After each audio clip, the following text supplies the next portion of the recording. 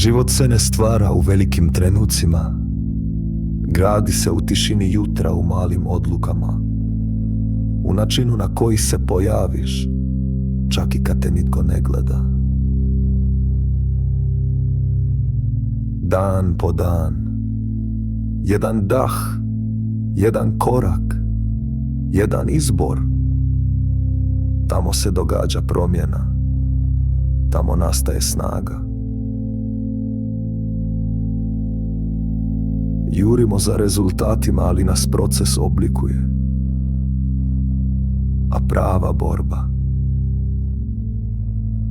je pojaviti se za sebe kad ti svijet ne plješće.